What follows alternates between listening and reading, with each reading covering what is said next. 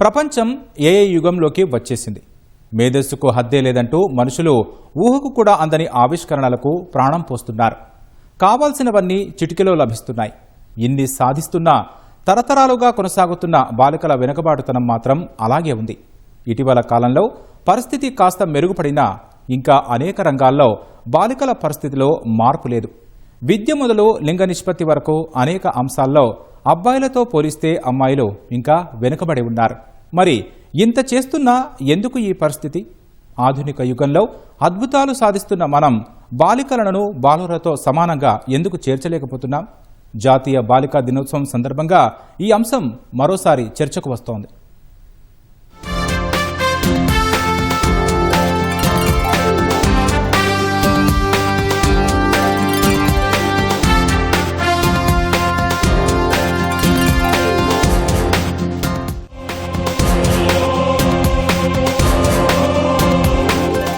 ఆడపిల్ల అంటే ఒకప్పుడు గుండెల మీద కుంపటిగా భావించిన సమాజం మనది.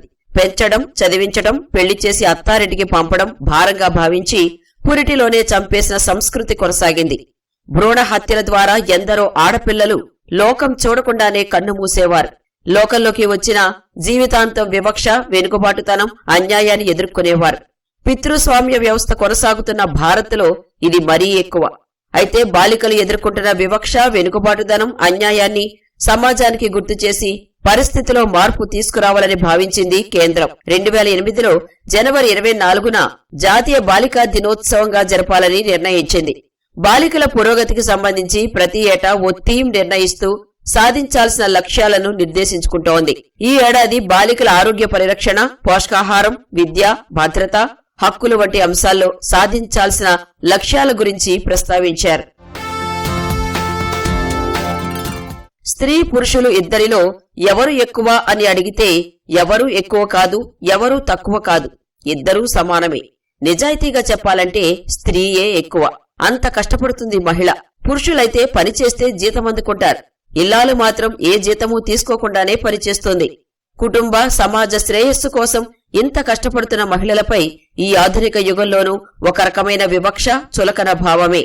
ఈ జాడ్యాలు స్త్రీ బాలికగా ఉన్నప్పటి నుంచే ఆరంభమవుతాయి. అవకాశాల్లో బాలురతో పోలిస్తే బాలికలకు అనేక అంశాల్లో చిన్నచూపే దక్కుతోంది. ఇటీవల కాలంలో ప్రభుత్వాలు అమలు చేస్తున్న పథకాలు, మారిన మనుషుల దృక్పథం వల్ల పరిస్థితిలో కొంత మార్పు వచ్చినా కొన్ని అంశాల్లో మాత్రం సమస్యలు అలాగే ఉన్నాయి.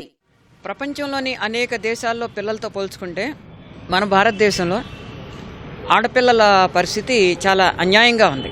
పుట్టకముందే ఆడపిల్లని చెప్పేసి తెలిస్తే స్కానింగ్ సెంటర్లో అబార్షన్లు చేయించేయడం, ఇది చాలా విపరీతంగా ఉన్నది.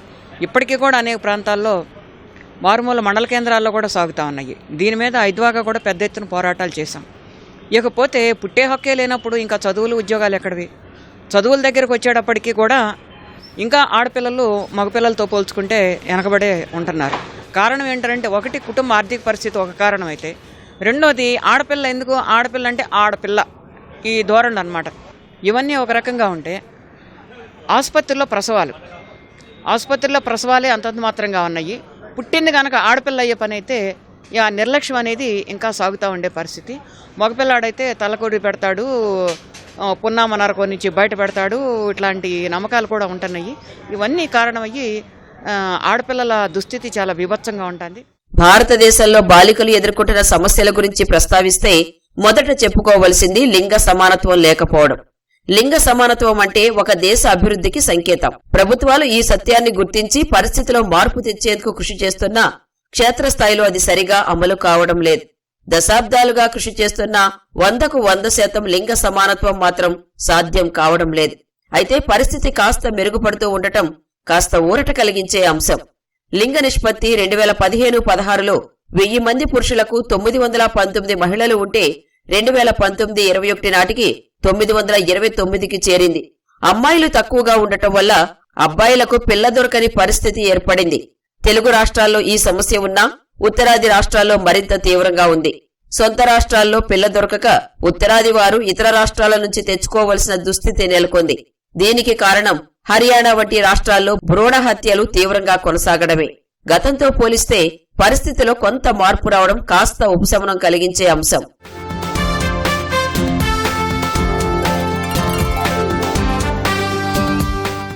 బాలికలను చదివించాలంటే ఒకప్పుడు వారికి ఎందుకులే అనే చులకన భావన ప్రదర్శించిన సమాజం మనది. అయితే ఇప్పుడు పరిస్థితిలో మార్పు వస్తోంది.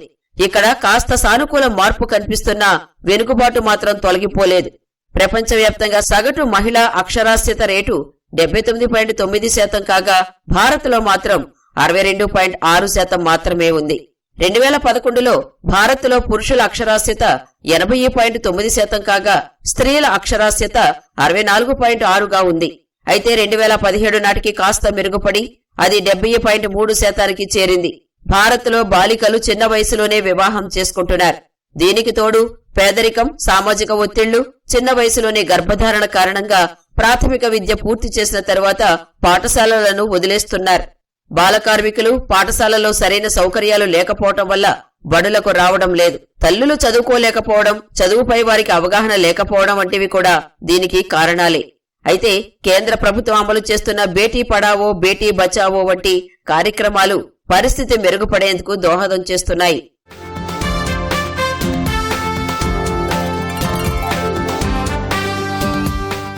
జాతీయ కుటుంబ ఆరోగ్య సర్వే ప్రకారం దేశంలో 15 నుంచి 49 ఏళ్ల వయసు మహిళల్లో 57% మంది రక్తహీనతతో బాధపడుతున్నారు. ప్రతి 5 స్త్రీలలో ఒకరు తక్కువ బరువుతో ఉంటున్నారు.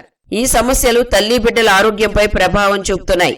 మహిళలకు ఋతుస్రావం, గర్భధారణ, పిల్లలకు పాలిచ్చే సమయాల్లో అధిక పోషకాలు అవసరం. కానీ వారు సరైన ఆహారానికి నోచుకోలేకపోతున్నారు. గిరిజన ప్రాంతాల్లో బడికి వెళ్లాల్సిన బాలికలు పెళ్లిపీటలు ఎక్కుతున్నారు. చదువు, ఆటపాటలతో హాయిగా గడపాల్సిన వయసులో గర్భం దాలుస్తూ ఉండటంతో వారిని అనారోగ్య సమస్యలు చుట్టుముడుతున్నాయి. ఇటీవల కాలంలో ప్రేమ వివాహాలు పెరగడంతో బాలికలకు అనేక సమస్యలు ఎదురవుతున్నాయి. యుక్త వయసులో క్షణికావేశంలో ఇంటిని వదిలి పెళ్లి చేసుకోవడంతో సామాజికంగా, ఆర్థికంగా వారు ఇబ్బందుల్లో కూరుకుపోతున్నారు.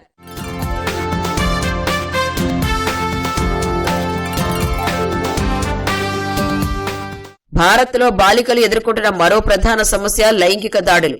పాఠశాల స్థాయిలోనే బాలికలు లైంగిక దాడులకు గురవుతున్నారు. సహ విద్యార్థులు, కొందరు ఉపాధ్యాయులు కూడా బాలికలపై లైంగిక దాడులకు పాల్పడుతున్న సంఘటనలు ఇటీవల కాలంలో తరచూ వెలుగులోకి వస్తూ ఉండటం కలవరపెడుతోంది. కొన్నిసార్లు సమీప బంధువుల చేతిలో కూడా బాలికలు లైంగిక దాడులకు గురవుతున్నారు. వీటిని అరికట్టేందుకు పోక్సో వంటి కఠిన చట్టాలు ఉన్నా తరచూ ఇలాంటి సంఘటనలు చోటు చేసుకుంటూనే ఉన్నాయి. లైంగిక దాడులు బాలికల శారీరక, మానసిక పరిస్థితిపై ప్రతికూల ప్రభావం చూపిస్తున్నాయి. కొందరు వీటి గురించి తల్లిదండ్రులకు చెప్పుకుంటూ ఉంటే తమలోనే కుమిలిపోతూ చెప్పుకొని వారు కూడా అదే స్థాయిలో ఉన్నారు. 6 నెలల పసిపిల్ల పైన అత్యాచారం చేసి చంపేస్తున్నారు. 6 నెలల పసిపాప ఏమి చేసిందని? మరి స్కూల్లో అట్లనే జరుగుతూ ఉన్నాయి. అమ్మాయిలపైన లైంగిక వేధింపులు జరుగుతూ ఉన్నాయి. హైదరాబాద్ స్కూల్స్, చాలా స్కూల్స్లో మనం చూసాము. బయట జరుగుతున్నాయి, ఇంట్లో జరుగుతున్నాయి, గుళ్ళో జరుగుతున్నాయి. వీరికి భద్రత కల్పించండి. భద్రత కల్పించి బాలికలు చదువుకోవటానికి ప్రోత్సాహాలు పెంచండి. పెంచినటువంటి ప్రోత్సాహాలని విస్తృతంగా ప్రచారం చేయండి. ప్రచారం చేస్తే బాలికలు ఇవాళ చదువుకుంటారు. అట్లాగే ఇంకా ఆడపిల్లల పట్ల ఇంకా తక్కువ దృక్పథం ఉంది. గ్రామీణ ప్రాంతాల్లో కానీ అనేక వెనుకబడిన ప్రాంతాలలో ఇంకా అట్లా భావిస్తున్నారు. ఆడపిల్ల అంటే భారము, ఆడపిల్లని చూసుకోవాలంటే ఒక జాగ్రత్తగా చూసుకోవాలి. కూలి పనికి పోతాము, కూలి పని పోయిన తర్వాత ఈ పిల్లని ఎవరు చూస్తారు అనే విధంగా కూడా ఇవాళ ఆడపిల్లల్ని కనాలంటే కూడా భయపడుతున్నారు. ఆడపిల్లల నిష్పత్తి కూడా తగ్గిపోతుంది. మీరు చూడండి, దేశవ్యాప్తంగా చూడండి, అట్లాగే తెలంగాణ రాష్ట్రంలో కూడా చూడండి, కొన్ని మండలాలలో ఆడపిల్లల నిష్పత్తి కూడా తగ్గిపోతుంది. బాల్య వివాహాలు కూడా పెరిగిపోతూ ఉన్నాయి. ఇవన్నిటి మీద ఒక సమగ్రంగా సర్వేలు చేసి ప్రభుత్వాలు ఒక వాళ్ళ కోసం ప్రోత్సాహాలు పెంచండి. బాలికల పట్ల వివక్ష, వెనుకబాటుదనం, అన్యాయాలను తొలగించి వారు ఎదిగేందుకు కేంద్ర రాష్ట్ర ప్రభుత్వాలు పలు పథకాలు అమలు చేస్తున్నాయి. వీటి వల్ల ఫలితాలు కూడా గతంతో పోలిస్తే బాగానే ఉంటున్నాయి. బాలికల లింగ నిష్పత్తిని పెంచడానికి, విద్యా అవకాశాలను మెరుగుపరచడానికి బేటీ పడావో బేటీ బచావో కార్యక్రమం ఎంతగానో దోహదం చేసింది. ఇలాంటి పరిస్థితుల్లో బాలికలు, యువతలు చదువులు, ఉద్యోగాల్లో ముందు వరుసలోకి వస్తున్నారు. శ్రామిక శక్తిలోనూ వారి భాగస్వామ్యం పెరుగుతోంది. అయితే దీనిలో వేగం పెరగాలంటే చట్టాలపై బాలికలు, వారి తల్లిదండ్రులకు అవగాహన కల్పించాలి. ఆడపిల్లల భద్రత, ఎదుగుదలకు ఉద్దేశించిన బాల్య వివాహ చట్టం 2006, పోక్సో చట్టం 2012, సుకన్య సమృద్ధి యోజన, పోషణ్ అభియాన్, మిషన్ వాత్సల్య వంటి వాటి గురించి విస్తృతంగా ప్రచారం చేయాలి. వాటి అమలు కూడా సమర్థంగా ఉండాలి.